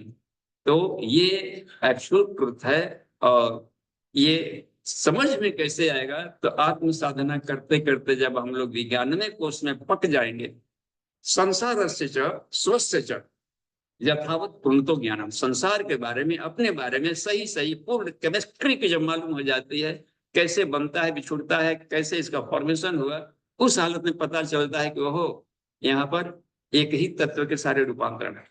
वही भाप है, वही जाकर पानी में बदल गया है, वही जाकर के ठोस बन गया है। एक ही तत्व के विभिन्न रूपांतरण है। ये इसको कहते हैं अद्वैत, दो की सत्ता यहाँ नहीं। ठीक है। बाबू जी, दो क्वेश्चन। हाँ, इनका प्रश्न पढ़िए तो। पूछते हैं कि मंत्र नंबर 21 में, मंत्र नंबर 21वां मंत्र देखिए। इसमें पूछते हैं कि कुछ केसेस में जैसे भगवान बुद्ध हो गए, स्वामी विवेकानंद हो गए, या भक्ति निवेदिता, मित्रा और भी जो है बहुत से ऐसे संत हुए हैं जिन्होंने अपने शरीर की कभी परवाह नहीं करी, और फिर भी उन्हें अवतार कहा गया है। ये प्रश्न है। इन्होंने क्या नहीं की? शरीर की कभी परवाह नहीं करे अपने शरीर। हाँ, शरीर की परवाह नहीं की। तो देखिए, मनुष्य से ऊपर वाली 3 श्रेणियां हैं, संत, सुधारक और शहीद। संत लोग सुधारक नहीं होते, प्यार केवल बांटते हैं, एक बार। और सुधारक होता है वो सद्वृत्तियों का संवर्धन करता है, दुष्प्रवृत्तियों को उन्मूलन करता है, ये अवतरण का। तो उसमें अपने को बचाते हुए करता है। सर्वाइवल भी करना है, ये देखना है हम भी सुखी रहे, उसको भी रखें, और कचड़ों का हटाओ, देखना क्रांतिकारी मेंटेलिटी के होते हैं, वो भी जरूरी है ईश्वर काम में। प्रेम भी बांटना है, लेकिन सुधार प्रक्रिया भी करनी है। बिगड़ते हुए बच्चों को एक हाथ दुला के, एक हाथ सुधार के, तो इस प्रक्रिया में रहते हैं सुधारक, वो भी देव मानव बना रहा है। और एक होता है शहीद, अपने आप को राष्ट्र के लिए, अपने शरीर को भी झोंक दिया, वो और उत्कृष्ट स्तर के मानाते हैं। तो ये जो वस्त्र पहनाने की जो बात आई थी, आपके तिरंगा झंडा पर सबसे ऊपर जो रखा गया सरिया वाला वस्त्र, त्याग और बलिदान का, शहीदों का वस्त्र है, अग्नि का वस्त्र है, लाल डाल दिया आग में, गम लाल बन गया। तो वो उसको और उत्कृष्ट माना जाता है, श्रेष्ठ माना जाता है, सर्वोपरि माना जाता है। तो ये लोग सन्यासियों को थे, विवेकानंद द्वारा निवेदिता संन्यास के रूप में आ गए थे, हमने अपने आप को भी झोंक दिया है राष्ट्रहित में, सांस्कृतिक चेतना को प्रज्वलित करने में। तो वो इसलिए कहते हैं कि वो अपने मनोभूमि होती है, बौद्धिक धरातल, कौन किस साधक किस बौद्धिक धरातल में जी रहा है, वैसे ही उसका व्यवहार होगा। ठीक है, आगे बढ़िए। अगला प्रश्न, गायत्री माता का नाम जब कृपया मार। देखिए, गायत्री माता का नाम जब, एक तो ये बात है, गायत्री माता समझना पड़ेगा कि गायत्री माता क्या है। हम उसको दिमाग में कोई महिला की कल्पना कर रहे हैं, नारी शक्ति कर रहे हैं, क्या इमेज बनाया है साधक,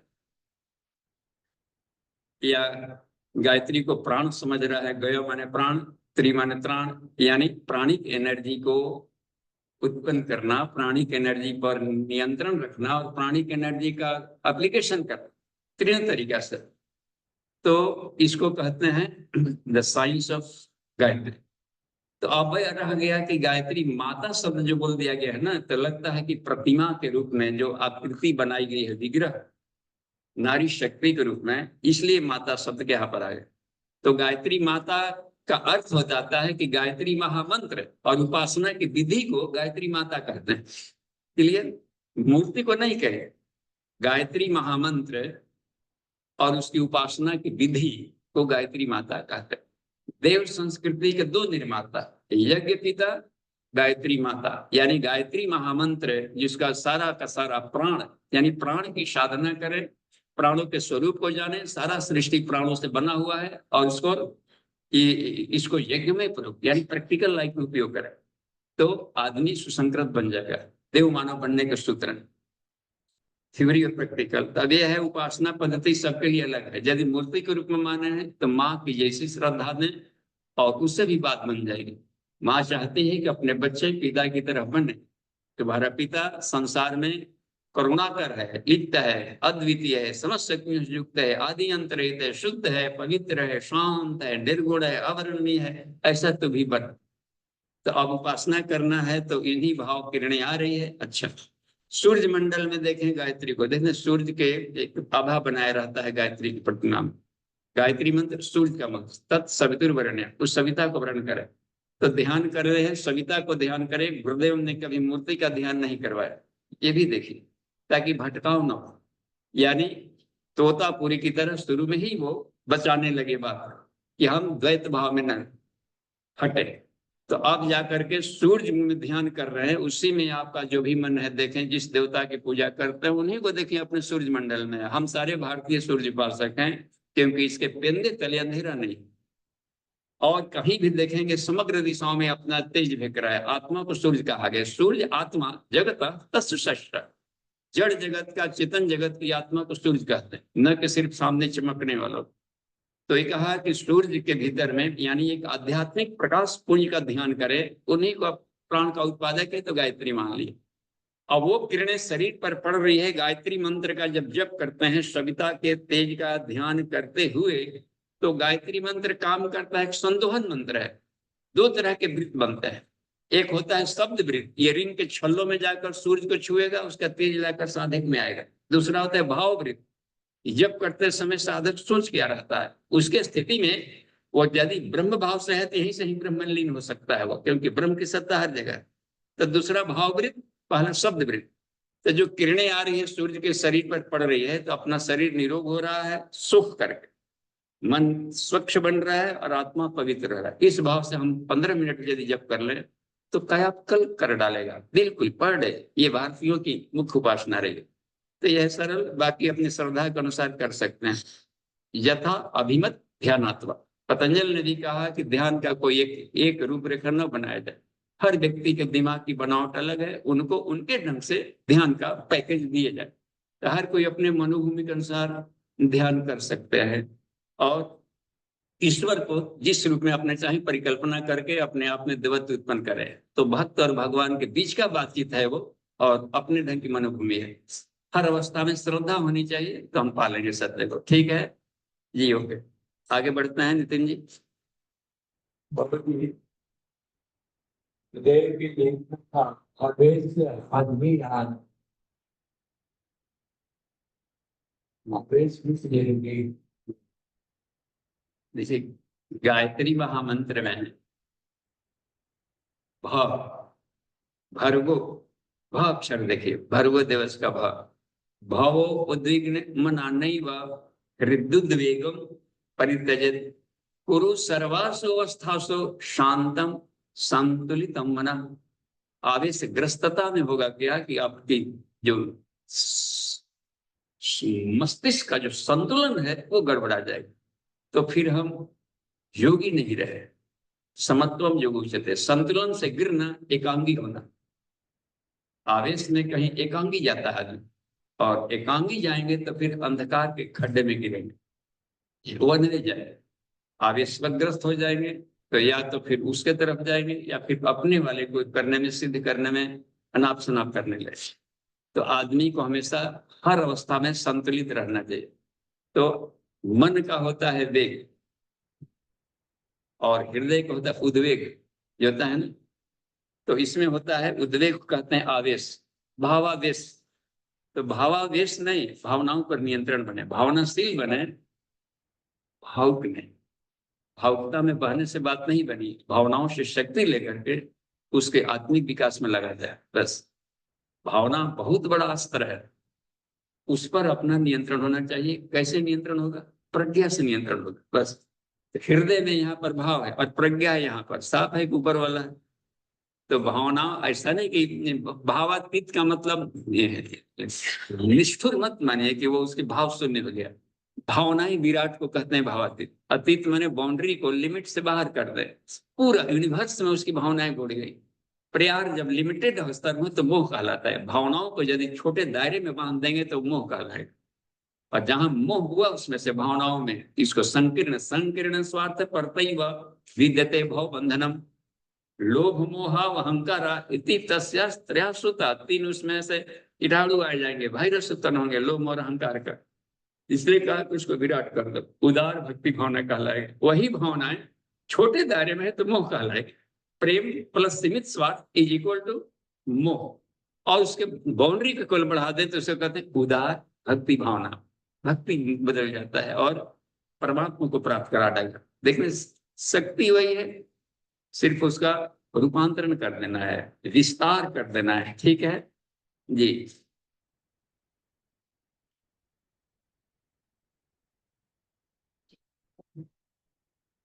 देखिए इसमें जब पहले वाले विकर्म के हर एक कर्म साक्षी है, क्योंकि वो सब विज्ञान में कोष में होते हैं। विज्ञान में कोष की स्थिति में ही विकर्म होता है। विज्ञान में कोष में यानी अस्तित्व प्रज्ञ होकर किए जाने वाले साधी कर्म विकर्म कहलाते हैं। भुक्ति, इसमें तीन बातें आई थी। देखिए एक वाले सूत्र में सीधे पहुंचते हैं, ये गीता के वाले सूत्र में जाइए। विकर्म ब्रह्मचेतसा एक आया हुआ है ना सीधे। और जो पहले वाले सूत्र को देखते हैं, ब्रह्मचेतसा कहीं पर है एक शब्द, जिस वाले सूत्र में 14 नहीं, 21वां वाले सूत्र में देखिए। 21वां 22वां को देखिए, उसमें मिल जाएगा। ये तीन चीजों में श्री अरविंदो की पूरी फिलोसफी इसमें मिल जाएगी। ये वाले सूत्र मिल रहा है। तो 21वां है, 22वां देखिए, 23वां देखते हैं। हाँ ये देखिए 23वां, यहाँ पर यानी श्री अरविंदो के फिलोसफी में आदमी डुबकी लगा दे तो विकर्म शुरू कर दिया। वो चाहते थे कि सभी साधक अतिमानसिक लेयर में जाए, तो सुपर कॉन्शसनेस लेयर में आकर कोई काम करते हैं, सारे विकर्म के श्रेणी में होता है, उसके हर एक कर्म यज्ञ में होता है। तो इसी अवस्था में पहुंचाना चाहते थे श्री अरविंद। और कैसे जरूर है, देखिए इसमें जो सूत्र दिया गया है उसको लाने का। गत संग से पहला यानी कि शुद्धि करो अपने आप। 4 चैप्टर में लिया, 4 यहाँ पर सूत्र दिए गए। गत संगस्य यानी अपने आप को आसक्तियों से के चिपकाव है ना। स्नानम मनो मल त्यागम, विषयाशक्त मन को निर्विषय बनाओ। इसलिए यहाँ पर कहा है गत संगस्य, चिपकाव। तो एक तो यह बात करना पड़ता है कि हम अपना स्नान पहले करें। स्नान पानी वाले से कोई लेना देना नहीं योग में। यह सीधी बात है कि स्नान मनो मल त्यागम, और मन का मल क्या हो गया, विषयाशक्ति। तो इसको चिपकाव को हटाएंगे तो इसको कह देंगे गत संगस्य। फिर है मुक्तस्य यानी कि पदार्थ भाव आत्म भाव। पदार्थ भाव से मुक्त होकर आत्म भाव में आ गए, क्योंकि सारा का सारा चेतना का रूपांतरण देखे नहीं। तो इस यह से जब पता चल गई है तो अपना रुझान आत्मिक को जानने में क्यों न लगा। यहां पर कहा गया कि गुप्तस्य, तो यही कह रहे हैं कि सिद्धि शुद्धि कहेगा। शुद्धि दूसरी बात में बोले हैं मुक्ति, इस शब्द का हमने मुक्ति प्रयोग किया है। और तीसरा बोले हैं सिद्धि। सिद्धि का है ज्ञानावस्थित चेतसा यानी अस्तित्व प्रज्ञता को प्राप्त करो। ऋतंभरा प्रज्ञा ज्ञान की शुद्धतम अवस्था में अस्थित हो जाओ। यहाँ पर ज्ञानावस्थित चेतसा, ज्ञान की शुद्धतम अवस्था को प्रज्ञा करते हैं। तो ज्ञान चेतसा यानी प्रज्ञा, रिफाइंड स्टेट है। ज्ञान की सबसे शुद्धतम अवस्था को ही कहते हैं प्रज्ञा, और महाप्रज्ञा गायत्री। यहाँ पर बोल रहे हैं कि ज्ञानावस्थित चेतसा। और इस गीता के नीचे वाले सूत्र में देखिए, यहाँ 23वां जो है, यज्ञ आचरतः कर्म, इसके बाद तेन त्यक्तिना गुंजित है। इसके बाद उसके सारे जो कर्म होंगे सब यज्ञ में होंगे। यही बात बनती है यज्ञ आचरतः कर्म समग्रम प्रविलीयते, संसार के सारे भोग भी उसके लिए योग बन जाएगा, अद्भुत की स्थिति में आ जाएगा। तो ये श्री अरविंदो की पूरी फिलोसफी को जो 4 चैप्टर्स बताए हैं, ये चारों घटक इसमें दिए गए स्पष्ट। हाँ, तो ये जो आता है ना यज्ञाचरता, ज्ञानावस्थित चेतसा को ही कहा जाता है। विपश्यना कहेंगे या फिर साक्षी चैतन्य कहेंगे। धन्यवाद नितिन जी। देखिए समय हो गया है आज का। हाँ, बाद में नेक्स्ट कक्षा में समय हो गया है यज्ञ। ओम